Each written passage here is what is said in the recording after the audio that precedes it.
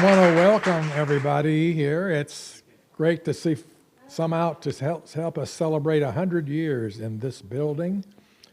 And it's the first of several programs this year that we're offering to remember our heritage. Since we call it the Tualatin Heritage Center, we needed to have a reason to get together. And behind me is a photo that you're going to hear more about it because we have, well, at least 2 or 3 people who are in that picture, right? No, not really. That was 1926. No one in here today was there then, but I know you knew some people in that picture. Oh, yes, I did. Right. So, My great aunt Rose Jurgens Castillo was right up at the top, and she was president of the Lady Day Society for 35 years. great memories. That's what we're sharing during this year. And another thing we're going to do today is recognize a very special person in our crowd. And this young lady has been on our board of the society for quite a while. She served in other roles, but she was treasurer for a while. And when we honored our 4th graders with a series of activities, several years, organized by Chris Tunstall, she was out there helping the kids learn about life here in Tualatin before electricity. And now she's still on our board, but she's moved into a new role on our board as board member emeritus. So what I want to do is recognize Barb Stinger. Come up, Barb. Our vice president.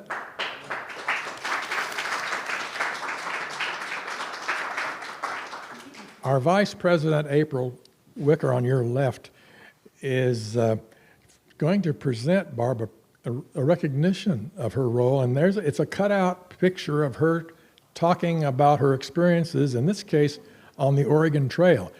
Barb walked the entire trail from Baker over here in 1959 in the Oregon Centennial year. She was with a group in a wagon, and they came across.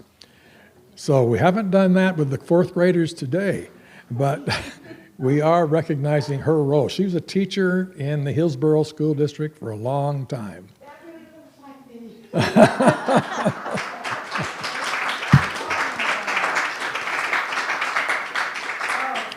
Thank you very much. So we wanted to give Barb a special recognition because she's been a great part of our society for a long time. And so now we're going to move into why we're here. Like I mentioned, we're celebrating 2026, what happened here in 1926, not too far away, over on Boones Ferry Road today. And that was the first time this building was used in this picture you saw a minute ago with folks in front. The building itself is very interesting, and we're going to learn why it is so. And we're going to hear some stories about all of that next month in May when memories are shared of what happened in this building over those decades. And so now we're going to look at what we mean by the type of architecture. So we're going to move ahead of that a little bit. This is built in what was called the craftsman style architecture. And so when I was getting ready for this program, I decided to call some local architects to see what is that. Nobody knew. They couldn't quite define what craftsman style meant.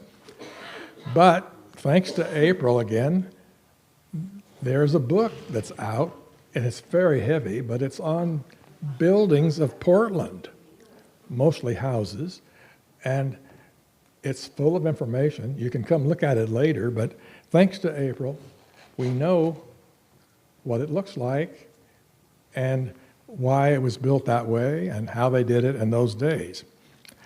But we couldn't have done all of this work with this architecture, whatever it was, without the help of the city of Tualatin. And that is another part of this story. You saw that sign as you came in.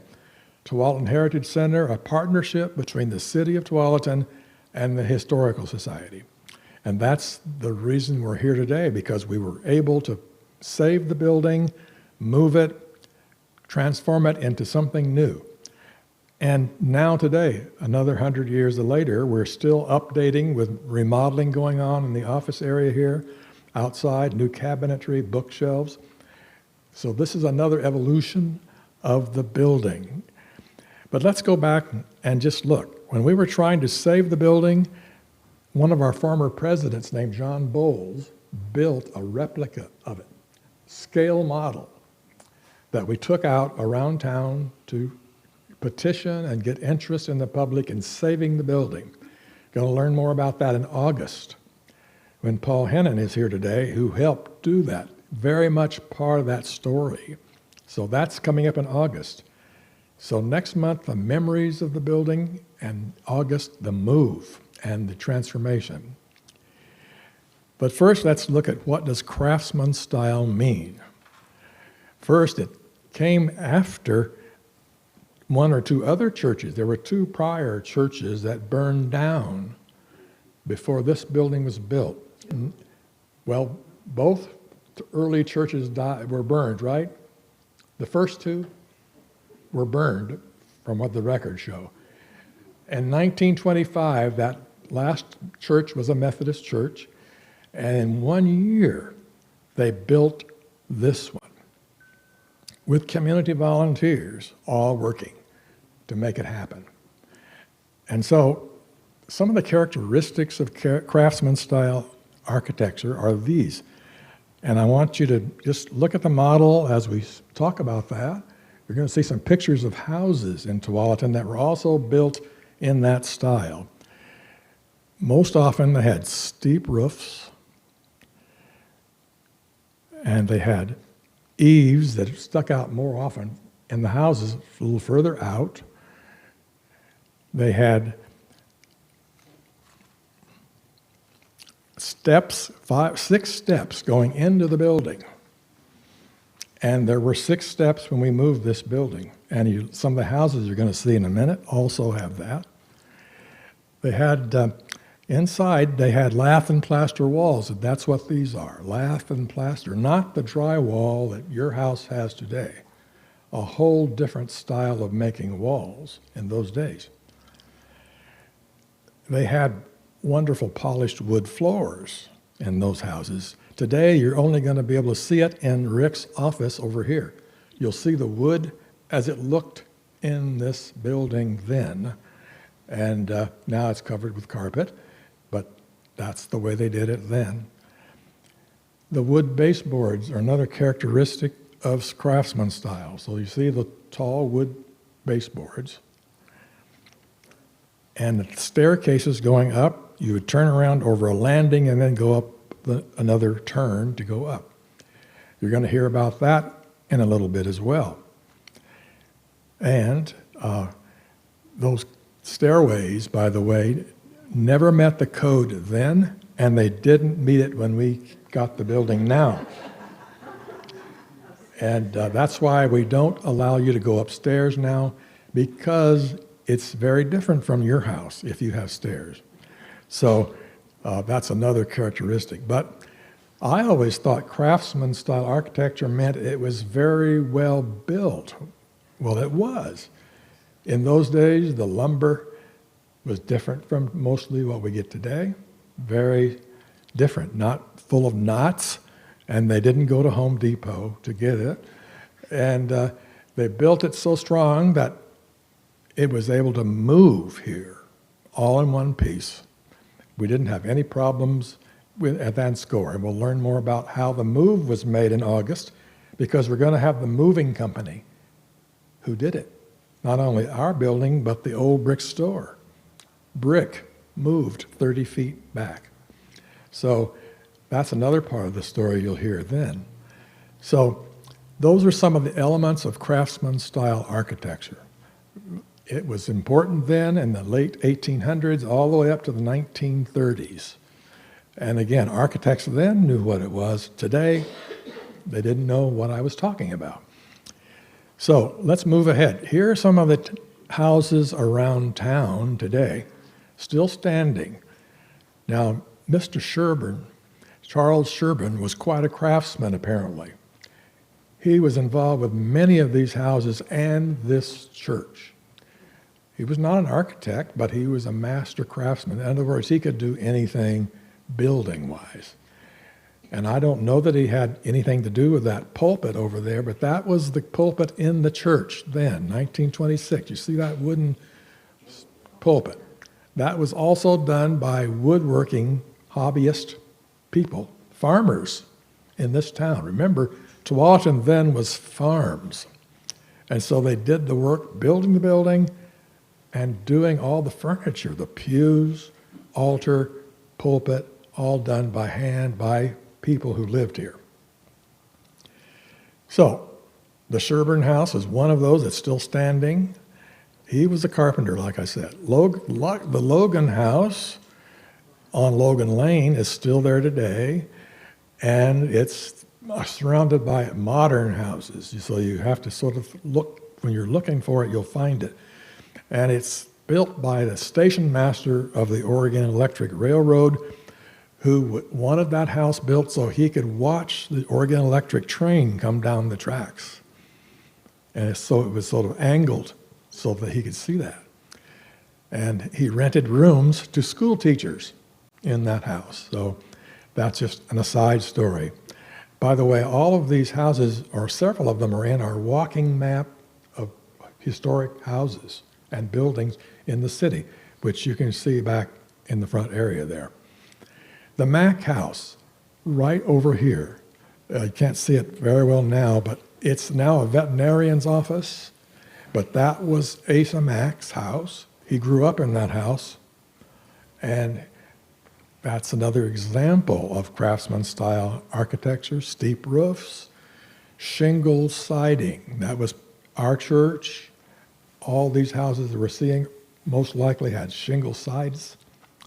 So Asa Mack lived there. In the flood of 1894, he was just a baby, and he had to be loaded into a boat and taken to higher ground. Anybody here in 1996 would remember how the water came up close to all that area.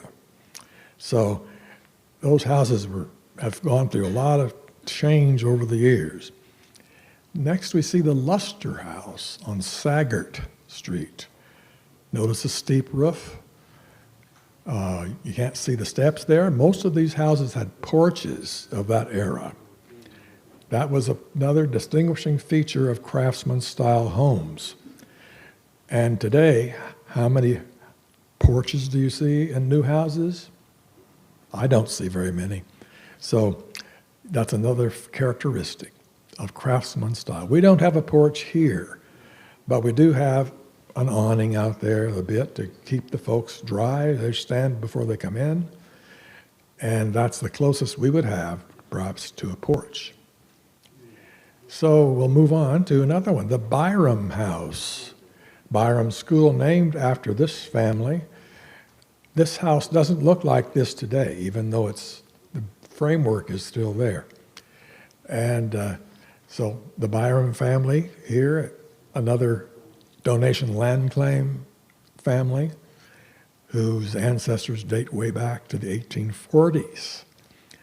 And so another one that we have. Let's see what some others are. These are some others, but not as well built maybe or prominent in our history. But the craftsman style, again, Mr. Sherburne was involved in many of these, so he must have been a very busy guy in those days. Now, the reason we have a lot of this information is because people kept good records in those days, especially in the building of the church. There were secretaries who took minutes, not on a laptop, but by cursive. And one of our former members here, Duffy Hamilton, looked through all these records, and she wrote out a history in cursive that you can see on our website today under Church Stories, under our pictures section of our website, and find these stories. The story was here in this building that they hired an architect for $126 from Portland to come out and design the building. That meant he had to come out, take measurements of the land, get everything just right, lay it all out so that Mr. Sherbin and all the other volunteers could know where to start. And then he probably monitored it by coming out again, horse and buggy, before, well, maybe on the railroad by then, sure. But anyway, keep a check on progress. And finally, when it was done, they had a fight in the church, believe it or not, argument about how much his bill was. Too high. So finally he agreed to knock $25 off, and they paid him $100 for that work. But anyway, it was a lot. Today it would require various lawyers to be involved to work out the contract or whatever. But anyway, that's the story that Duffy wrote out in this record of the building of this building. I remember seeing the records of what it cost for nails. Everything was well documented to get the right structure here. And the glass was different. And we do have some members today of our Methodist church up on the hill, the new one, who can remember how the building looked here in its form when you well used it. And I remember when we started coming in our family in 1972, the color of the glass back there was different, more like amber. Is that right, some of you? Amber colored glass, not clear or not opaque, but sort of amber colored. And I'm sure, if I recall, most of the glass is still original in those windows. But at any rate, again, quality materials were used throughout. So, in the building, it just stood over there, like I said, near the Euro shop. The fire station was next door then, which is one truck, and the city hall, which Yvonne worked in, was right there too, next to it, nearby, same lot. Today, you go over there, you'll see palm trees in pots or other things like that. It doesn't look anything like it then looked then, of course, but that building, the Euro shop, we'll see a photo of that later, was there, and that was a story in of itself. So we'll go ahead and see. Actually, the Sylvie family started a lumber yard right to the east of this building. And that was very important in this city for many years until the Clark family took it. So we were located then in the downtown of the way Tualatin was in those years, 1920s. And the families here used this church and the Grange Hall and the school as a place to gather for social events of all sorts. These places would be the go-to places for gatherings of all kinds. So, in this building in 1926, there were no inside facilities, no plumbing, no water. They had an outhouse in the back. So behind the building, if you needed to go today, you'd have to leave and come back in the rain, whatever. But in 1935, water finally came from a well nearby, and they were able to get plumbing in the building. Now, before that, though, they had a kitchen where the bathrooms are today. That was a kitchen. And so they could have events on that side of our building. From that wall there, the glass windows over, was all open. And that's where you could hold events. But pretty soon, they all decided that it was better if they could build a basement under the building. So have fellowship hall, events, more room. So that's what happened. We went ahead and built downstairs a large room, actually, as big as we see here, by digging it out. And that became an interesting story because This area over there was then a fairly high water table. And when heavy rains came, the water would come up. But they did have a concrete slab there under that area after they dug it out. They built a concrete slab, and then they built on top of that some boards to hold it up high and built a floor, a wood floor on top of that.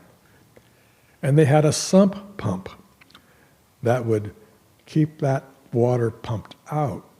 So in heavy rain periods like we do get here, the water would come up and they would have to keep that water out. And so one time this is when I started coming with my family in the 70s. I remember going out with my family and picking walnuts up out on 65th from a farmer over there, and we went out and gathered walnuts. But with walnuts, when you just gather them like that, they're not ready to eat. They got to dry. So we brought them, and I said, I'm going to use the furnace room floor of the church to dry them, because it's always nice and warm in there. I had them all spread out on the floor. One week, we came to church the next week, and I looked in the furnace room, and everything was floating. All my walnuts. Now, this picture, you see, is an example of today's technology. Ross Baker created this with AI. He simply said, I want a picture of a basement. I want a picture of walnuts floating in water and a single light bulb. And that's what he got. So now you can see what AI today does for us. Well, it didn't look like that at all. I can just tell you that it was not like that. But I do know that the water did come. And that's another reason why today, when we moved it over here, we said no more basement. In fact, the city told us we couldn't have a basement because of other factors, but still. So we lost all that space. There was a lot of room down there. And in those days, this downstairs area was divided off with pipes and drapes so that you could have little classes of kids, Sunday school. And then finally later they built another building behind the church, which is no longer around, but it was a Sunday school building. The Sylvie family donated the land. It was built, and that worked very well. In fact, the new church for the Methodists up on Martinazzi had that building for a number of years, and that was used still later. But anyway, that was how it happened. The kids at that time, and that was Larry Lee as a teenager and others, dug it out, right, Lois? Dug out all that dirt under the building to build the basement. So another story that makes it fascinating to understand what happened in the growing years of this building. There also were several colors to this church. It was starting out dark brown. And then in the 70s, a man named Sam Coach, the Coach family, out here on the Sherwood Road, was involved then, and all that, those kids grew up here too. And he said, when it came time to paint the building, I remember he said, it's okay whatever color you paint it, but it's got to be green. And since he was known for being generous, that's what it became. Green church for a long time. And then after the Methodists left and another church came, it became tan colored like this. This was the color it became when we received it from the Tuolumne Church of Christ. And so that's, again, an interesting progression, but now, because of people like Lois and others said, we need to go back to the original color, dark brown.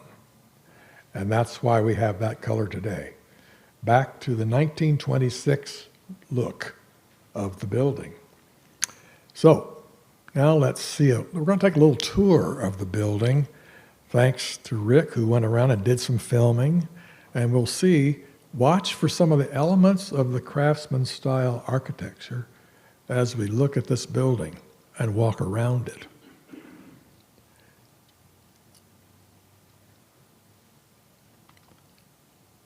So you can begin to see the steep roof coming along, and the nice entryway, the 3 or 4 arched windows, which were then amber at one point. And then we're going to go upstairs. This is how the upstairs looks now. This is a work area for staff only. And you'll see why in a second. Because of those stairs, there's the stairway. Steep, narrow, and we're going to go down those steps all the way down. Very carefully go down, because there's not much width to the step itself, and finally out.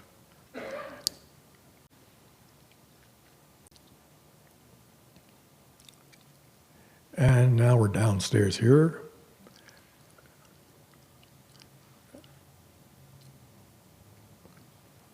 And think of brown pews then, handmade brown pews. They worked very well.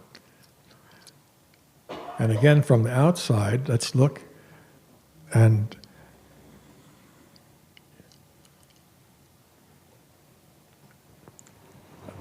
I need to show you right now. Let's stop it here for a moment.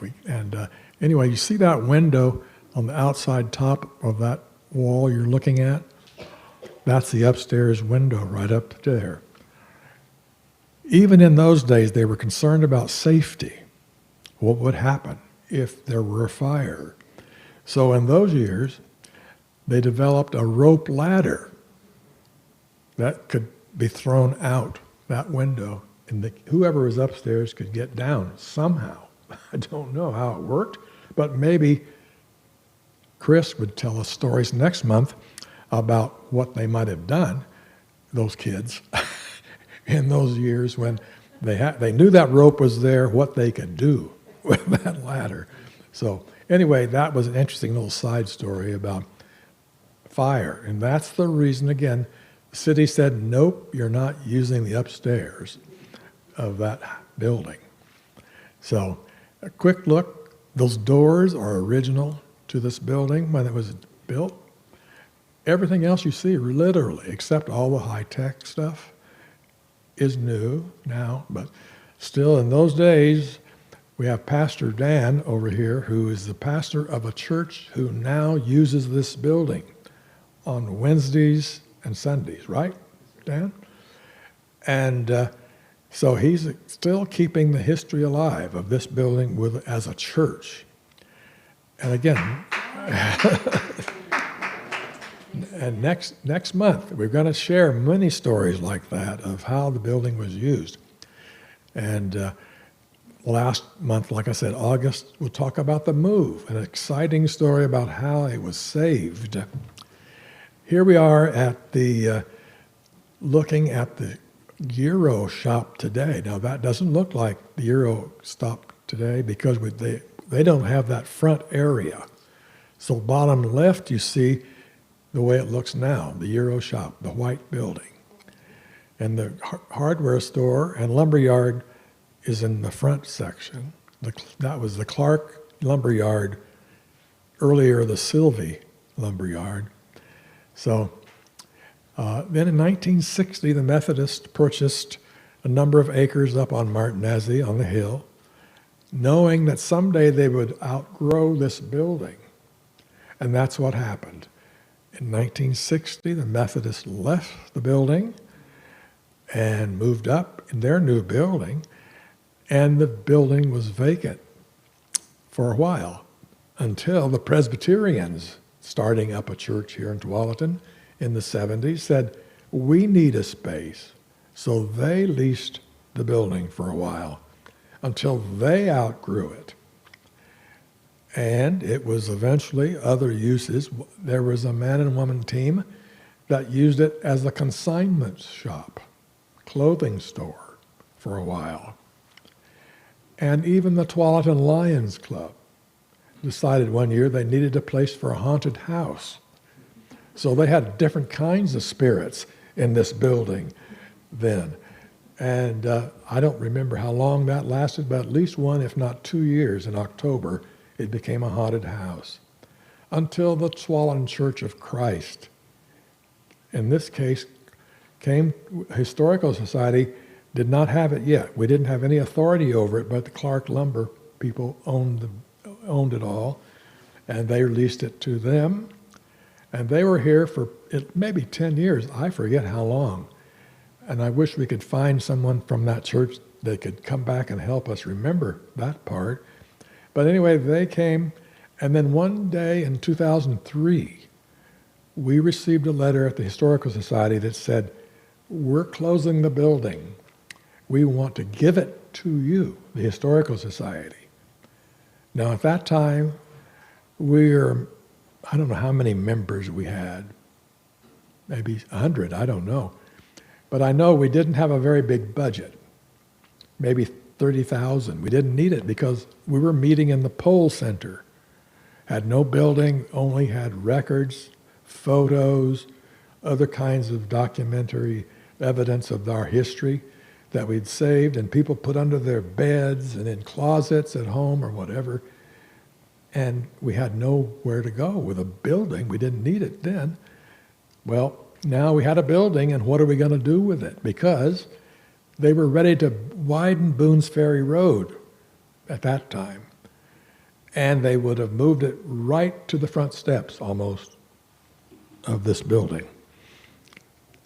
So we knew we had to do something rather rapidly, and that's what you'll hear about in August. How did we go from there? So next month, May 6th, Memories of this Church. This is an example of what happened here. And in fact, we have the couple that in this picture, Jerry and Chris Tunstall, their wedding coming down the aisle right here. They were still married. Still married later, too.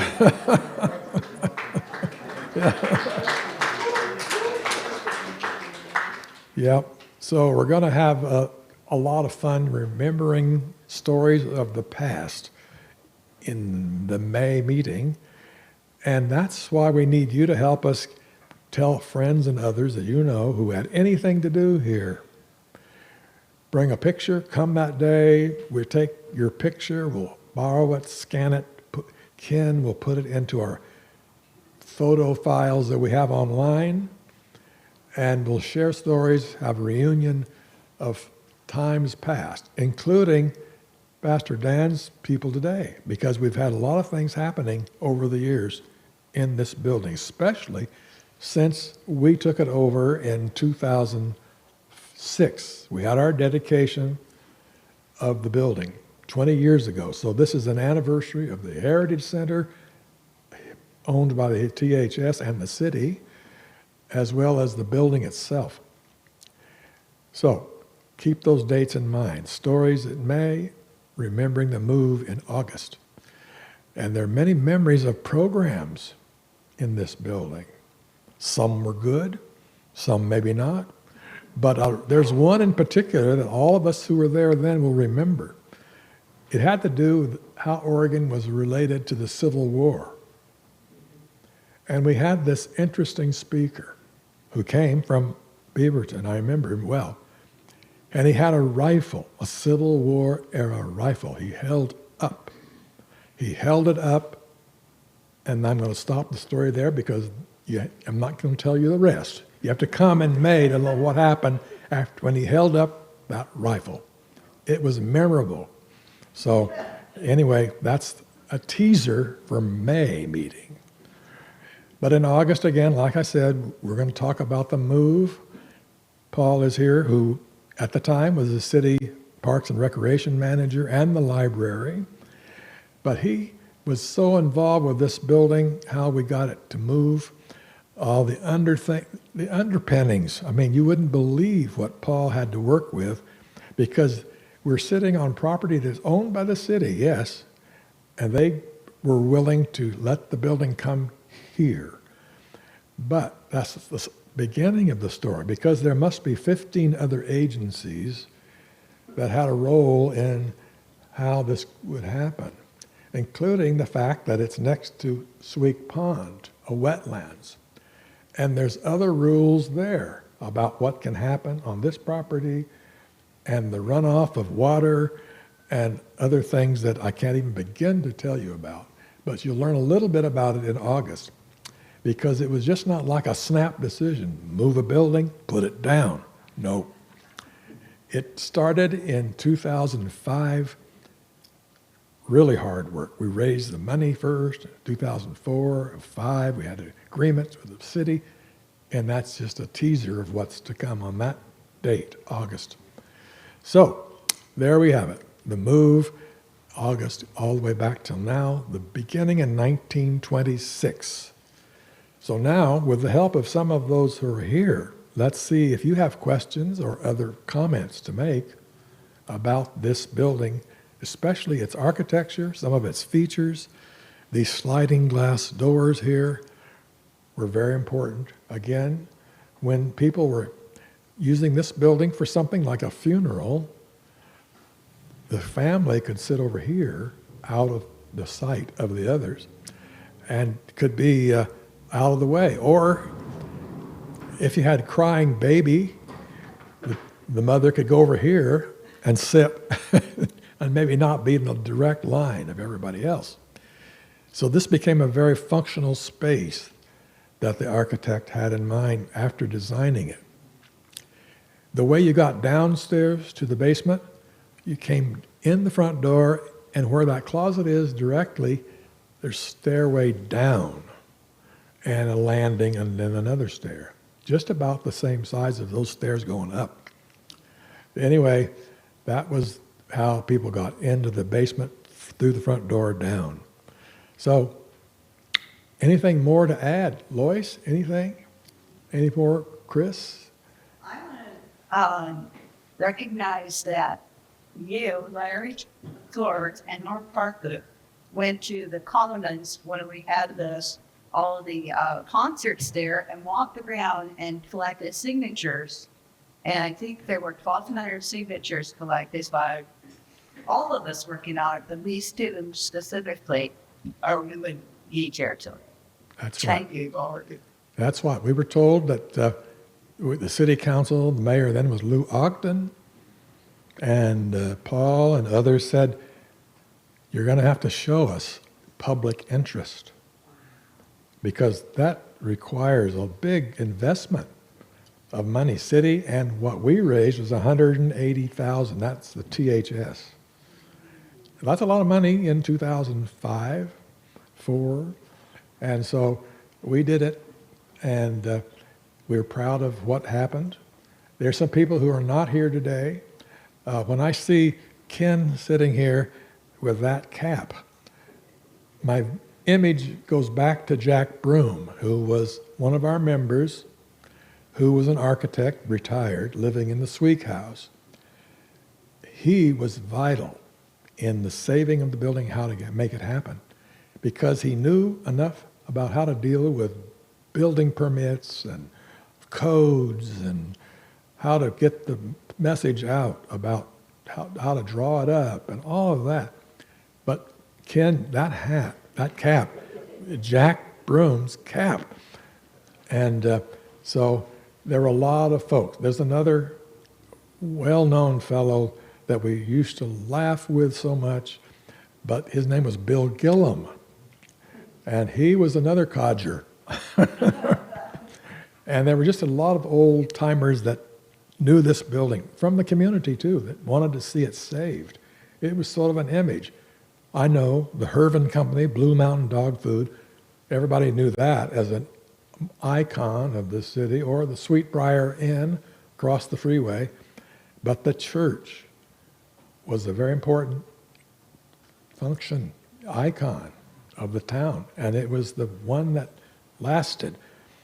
This was the only church. There was one on Norwood, right, Lois, Norwood? But that was I don't know if they ever considered that Tualatin or not, Norwood, but we were the church that people identified as Tualatin. April.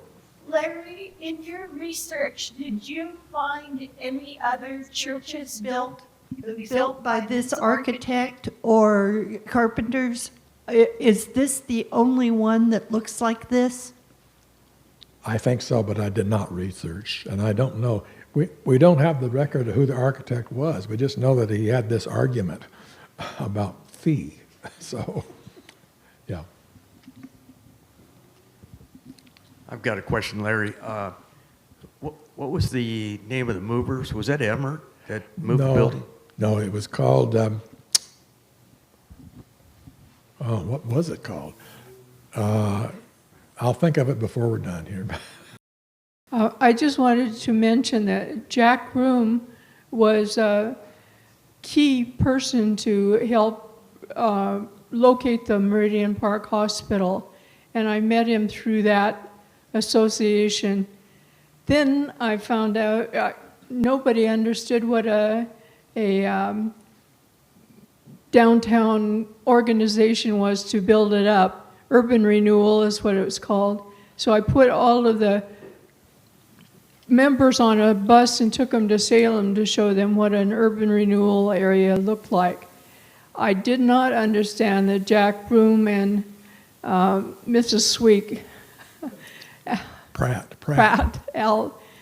Althea Pratt, were sitting on the bus together and later got married. Yep. And so he also was a key person to relocate this building. And in fact, Urban Renewal was part of the story you'll hear in August.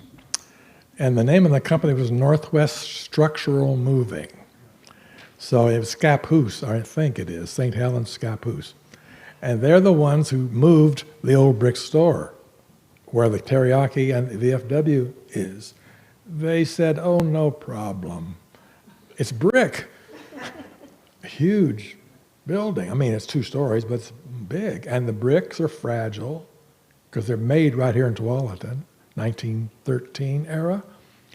But they built a iron structure inside the building to hold it up and moved it 30 feet.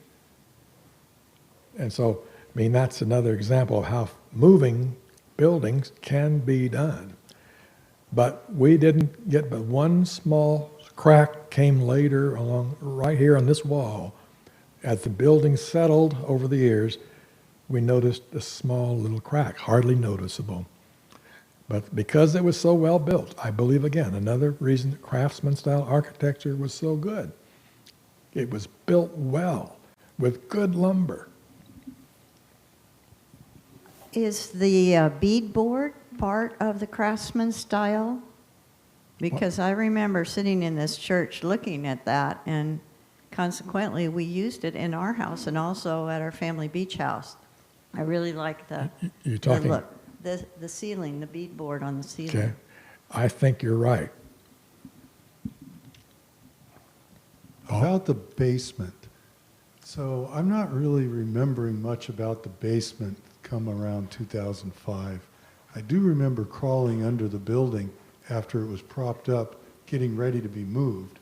But the soil in my mind, and probably I've got some photos, was only about 6 feet. So all the basement you're talking about must have come and then later gone. Do you know anything about that? No, but I just know you could stand up just fine down there. It was just like a regular room. Well, maybe there was more space than I remember. You're under a building on a But few beams. remember, it was sitting up a little bit higher on a foundation because there were there 6 you go. steps to come There up you into go. the building. So it was higher that way. But yeah, it was that way, and it held together in the move. My thoughts keep going back to the very brief mention that you made of I can't remember who owned the building and donated it. Which church was that? Tualatin Church of Christ. Church of Christ, okay. Yep. The forethought that they had in now knowing where you met, in the Pole Center, I didn't know what part you took in the city before you became such a big important organization here, but that they had the thought to offer it to you folks meeting over there, and I just wonder what was behind it. I wish I knew that too. And I wish there were a member of that church who could help us with that part of the history, because it's important to know. Actually, it was owned by the Clark Lumber Company. They didn't care who was using it. They rented it out. But still, it was the church that said, Clark Lumber owned the land under it, but they said, you can have the building too. We don't want it. They're going to widen the road. It's got to go or be torn down. So that was the incentive. Yep. Vince, let's see. Oh, come on, boys. Vic Hannigan told me that the church had these iron railings on the outside by the steps. Do you remember that? Mm-hmm. And he made those. There was a blacksmith shop right across from Hannigan Station, and he made those bars himself. Wow. Yep. Like I said, this wouldn't have come together without volunteers. I mean, it takes a pretty good craftsman to build a pulpit like that, or whatever, or pew. It's just not any run-of-the-mill hobbyist. So, a lot of talented folks. Anything else? Well, I just want to thank you all for coming, and I want April again to come up and share maybe about next month. But April Wicker, our Vice President. Let's thank Larry for Thank you, Larry, for all the research that you did in putting all of this together. This was really a good program, and I appreciate everyone coming to enjoy it and participate. Thank you very much. As Larry was saying, next month we're going to talk about some of the stories of people and memories that happened in this building.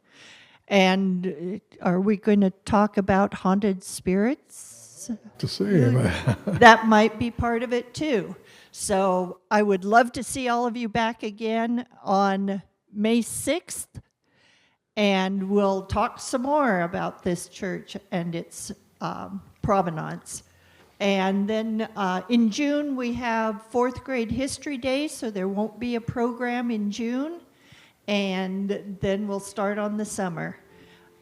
Thank you again for coming. I appreciate seeing every one of you. And thanks again, Larry. Really appreciate it.